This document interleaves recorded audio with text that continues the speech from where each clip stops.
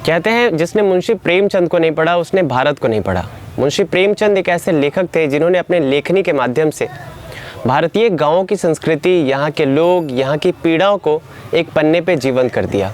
आज हम बात करेंगे मुंशी प्रेमचंद जी की। क्यों बात करेंगे, क्या विशेष है? आज 31 जुलाई यानी 31 जुलाई 1880 को ही मुंशी प्रेमचंद जी का जन्म हुआ था, तो आज उनकी जयंती है, बर्थ एनिवर्सरी है। इसी मौके पर हम उनके बारे में बात करने वाले हैं। नमस्कार, मैं हूं नीरज और आप देख रहे हैं एनसीईआरटी जोन। वैसे तो मुंशी प्रेमचंद जी की रचनाएं एक अथाह सागर के समान है, लेकिन हम उनके द्वारा लिखी गई अलग अलग उपन्यासों में लिखी गई, अलग अलग कहानियों में लिखी गई कुछ पंक्तियों के बारे में पढ़ेंगे, उनको समझने की कोशिश करेंगे। तो चलिए गोता लगाते हैं मुंशी प्रेमचंद जी के रचनाओं के सागर में और वहाँ से कुछ मोतियों को चुनने की कोशिश करते हैं।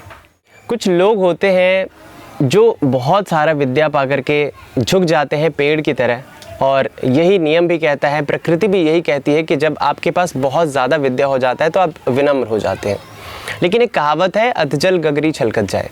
तो जब किसी इंसान को कम विद्या होता है तो फिर वो अकड़ में आ जाता है और वो सोचने लगता है कि अरे मैं ही मॉडर्न हूँ, मैं ही वेस्टर्न हूँ। उनके बारे में मुंशी प्रेमचंद कहते हैं कि जब किसान के बेटे को गोबर से बदबू आने लग जाए तो समझ लो कि देश में अकाल पड़ने वाला है।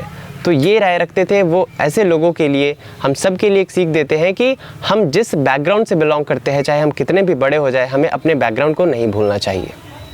मुंशी प्रेमचंद जी की एक और पंक्ति है जो कि काफ़ी प्रभावित करती है।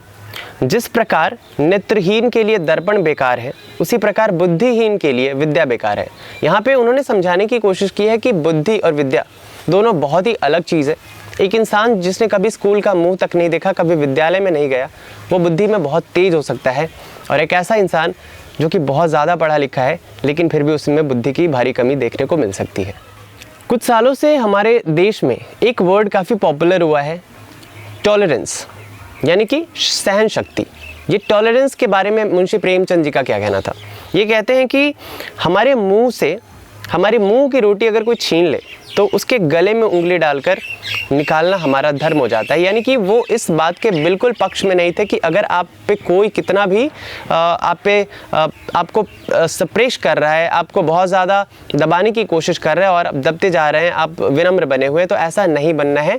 अगर आपके साथ कोई बदतमीज़ी करता है तो आपका फ़र्ज़ है, आपका धर्म बनता है कि आप उसको पलट करके जवाब दें। मुंशी प्रेमचंद जी कहते हैं कि बोलना सीख लो वरना ज़िंदगी भर सुनना पड़ेगा। तो वो ऐसे लोगों के लिए कहते हैं जो अगेन कुचले जाते हैं, दबाए जाते हैं, लेकिन अपने हक के लिए आवाज़ नहीं उठाते। इसीलिए उन्होंने ये बात कहीं कहीं बोली है कि बोलना सीख लो वरना ज़िंदगी भर सुनना पड़ेगा। आज भी कभी कोई प्रदर्शन होता है, कोई जुलूस होता है, और यहाँ पे प्रदर्शन जुलूस की बात शांति प्रिय प्रदर्शन से है, शांति प्रिय जुलूस से है। प्रदर्शन और जुलूस का ये मतलब बिल्कुल नहीं है कि आगजनी की जाए, पथराव की जाए। उसके बारे में मुंशी प्रेमचंद कहते हैं कि लोग कहते हैं कि आंदोलन और प्रदर्शन या जुलूस निकालने से क्या मिलता है। इससे यह सिद्ध होता है कि हम जीवित हैं, अटल है और मैदान से हटे नहीं हैं। हमें अपने हार न मानने वाले स्वाभिमान का प्रमाण देना है। हमें यह दिखाना है कि हम गोलियों और अत्याचारों से भयभीत होकर अपने लक्ष्य से हटने वाले नहीं, और हम उस व्यवस्था का अंत करके रहेंगे जिसका आधार स्वार्थीपन और खून पर है।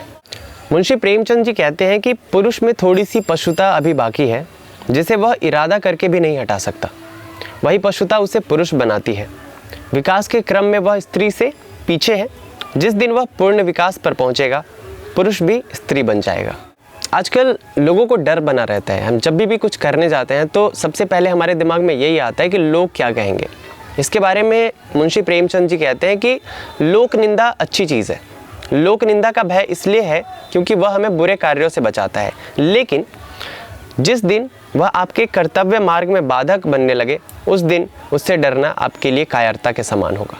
माँ के बारे में मुंशी प्रेमचंद जी कहते हैं कि माँ के बलिदानों का ऋण कोई बेटा नहीं चुका सकता, चाहे वह भूमंडल का स्वामी ही क्यों ना हो। धर्म के बारे में मुंशी प्रेमचंद जी का क्या ख्याल था? धर्म के बारे में कहते हैं कि वह धर्म केवल जत्थेबंदी है जहाँ अपनी बिरादरी से बाहर विवाह करना वर्जित हो, क्योंकि इससे उसकी क्षति होने का भय रहता है।